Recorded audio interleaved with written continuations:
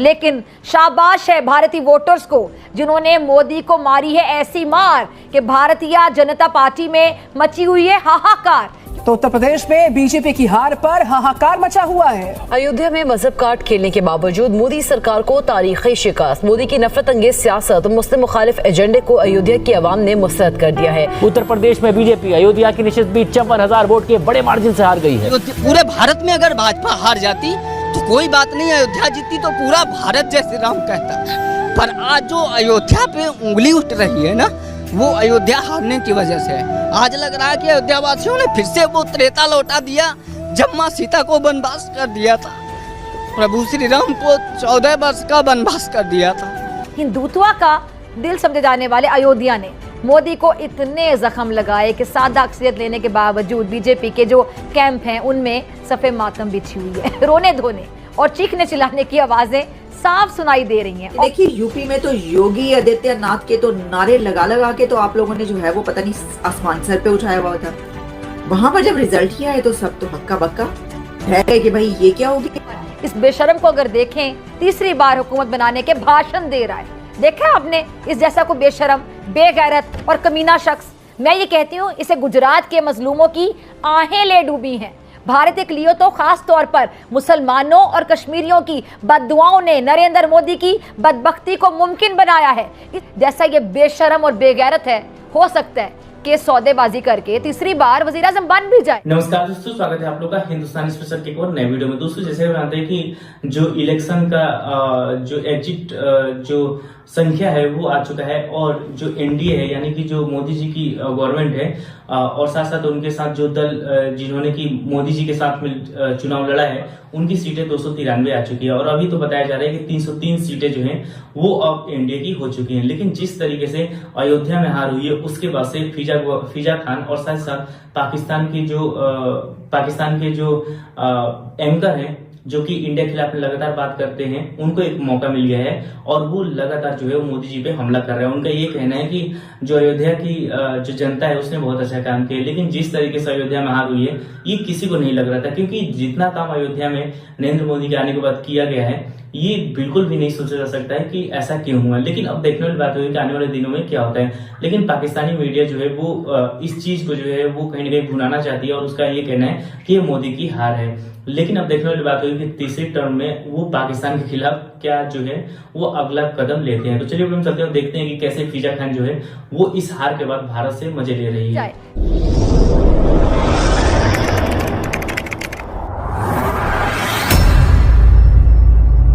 नमस्कार दोस्तों, आज पाकिस्तान भारत में 2024 के इलेक्शन को लेकर हंस रहा है। जी हां, क्योंकि सरकार तो बीजेपी की बन गई, परंतु उत्तर प्रदेश ने बीजेपी के साथ इतना बड़ा विश्वासघात किया जिसे उत्तर प्रदेश के मुख्यमंत्री योगी आदित्यनाथ और भारत के प्रधानमंत्री श्री नरेंद्र मोदी मरते दम तक नहीं भूल सकते।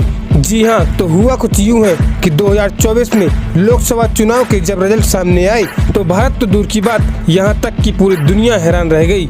जी हाँ, क्योंकि भारतीय जनता पार्टी को उत्तर प्रदेश ने सिर्फ 33 सीट्स मिल सकी और इसी के चलते अब उत्तर प्रदेश में बीजेपी की सरकार नहीं रही। और सबसे बड़ा विश्वासघात तो अयोध्या के निवासियों ने किया, जिनके लिए बीजेपी ने मुस्लिमों से लड़ाई करी और 500 साल के बाद भगवान श्री राम का मंदिर बनवाया और रेलवे सिस्टम, एयरपोर्ट और भी बहुत सी सुविधाएं सिर्फ अयोध्या के निवासियों के लिए दी। परंतु उसी अयोध्या ने आज बीजेपी का साथ छोड़ दिया। जिस तरह माँ सीता को अयोध्या के वासियों ने वनवास भेज दिया था, उसी तरह आज भारत के प्रधानमंत्री नरेंद्र मोदी का साथ अयोध्या वासियों ने छोड़ दिया।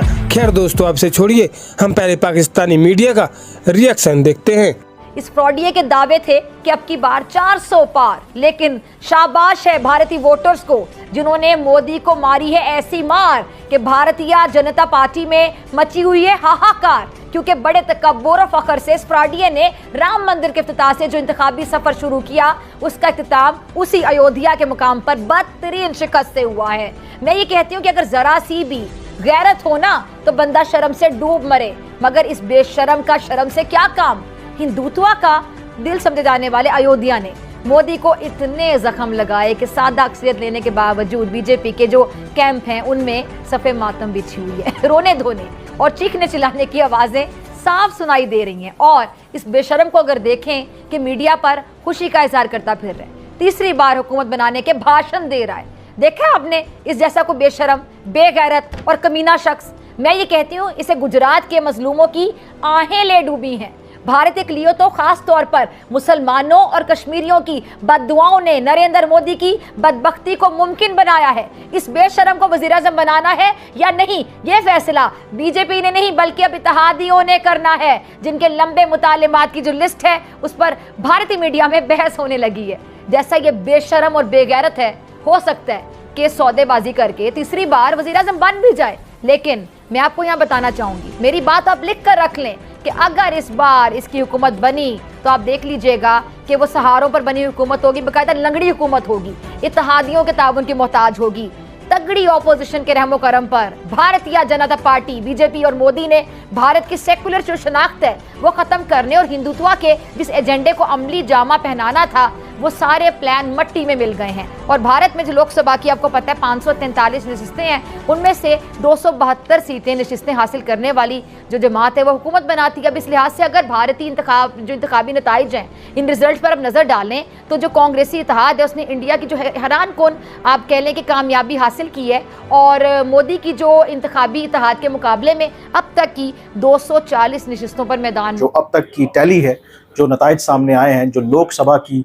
543 सीट्स हैं, उसमें से जो अभी तक के नताइज और जो ट्रेंड्स बता रहे हैं उसमें जो बीजेपी और उसका जो अलायंस है एनडीए, उनको सबकत हासिल है 291 सीटों के ऊपर, जबकि इंडिया जो अलायंस है जिसको कांग्रेस लीड कर रही है, कम से कम 2 दर्जन सियासी जमातें उसमें मौजूद हैं, उनको इस वक्त सबकत हासिल है 234 सीटों के ऊपर। तो भारत के जो वज़ीर आज़म हैं नरेंद्र मोदी, उन्होंने खिताब करते हुए इसको कहा है कि वो तीसरी मरतबा बीजेपी जो है और उनके अलायंस जो हैं वो हुकूमत बनाने जा रहे हैं। और सिंस 1962 ये पहला मौका है जब कोई एक जमात या एक प्राइम मिनिस्टर तीसरी मरतबा हुकूमत बनाएगा। इससे पहले नेहरू को ये एजाज़ हासिल है कि जो 3 मरतबा लगातार भारत के प्राइम मिनिस्टर मुंतखब हुए थे। बावजूद इसके कि जो भारत के प्राइम मिनिस्टर ये ऐलान कर रहे हैं कि वो अगली हुकूमत बनाएंगे, असल कहानी ये नहीं है। तो दोस्तों, जैसा कि आपने इस वीडियो में देखा कि फिजा खान कैसे बड़ी बड़ी बातें कर रही है, उसका ये कहना है कि ये मोदी का घमंड है जो टूट गया, या फिर जो गुजरात में हुआ उसका प्रकोप है, या फिर कश्मीर में जो हुआ उसका प्रकोप है।